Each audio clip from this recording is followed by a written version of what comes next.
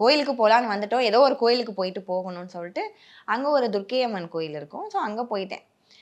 அங்கே போயிட்டு நான் சாமி அங்கே துர்க்கை, லக்ஷ்மி, சரஸ்வதி 3 பேருமே இருப்பாங்க. சாமி கும்பலான்னு சொல்லிட்டு எனக்கு அம்மா கோயில் வாராகி அம்மனை பார்க்கவே இல்லைன்னு சொல்லிட்டு நான் மனசில் இது பண்ணிட்டு சரின்னு போய் பூவெல்லாம் வாங்கிட்டு நான் போயிட்டேன்.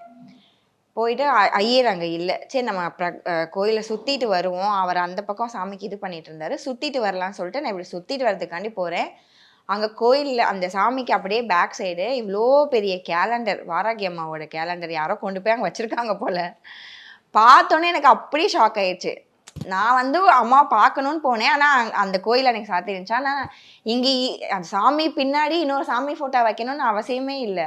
கரெக்டாக அம்மாவோட ஃபோட்டோ வச்சு அங்கே ஒரு விளக்கேற்றி வச்சுருக்காங்க. நான் அந்த பூவை அப்படியே கொண்டு போய் வாராகி அம்மனுக்கு தான் போட்டேன்.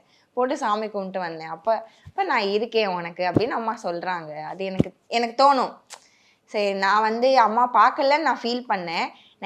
நான் உண்மையாகவே அந்த ஐயர் அங்கே இருந்திருந்தாருன்னா நான் சத்தியமாக அங்கே பின்னாடி போயிருந்திருக்க மாட்டேன். இங்கேயே நான் கொடுத்துட்டு விழுந்து கும்பிட்டுட்டு வந்திருப்பேன். சும்மா தொட்டு கூப்பிட்டு வந்திருப்பேன். சரி இல்லையே, ஓகே நம்ம சுற்றிட்டு வரலாம் நான் போனேன்னா அம்மா இருந்தாங்க. எனக்கு அவ்வளோ ஹாப்பியாக இருந்துச்சு.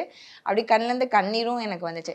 இப்போவும் நான் பார்த்தேனாலே இவங்கள்ட்ட பேசினாலே நான் அழுதுடுவேன். நான் அழுதுகிட்டே தான் பேசுவேன். நான் குறைந்த விலை நிறைந்த தரம், தங்கள் தேவைகள் அனைத்தும் ஒரே இடத்தில். ஜெயச்சந்திரன்.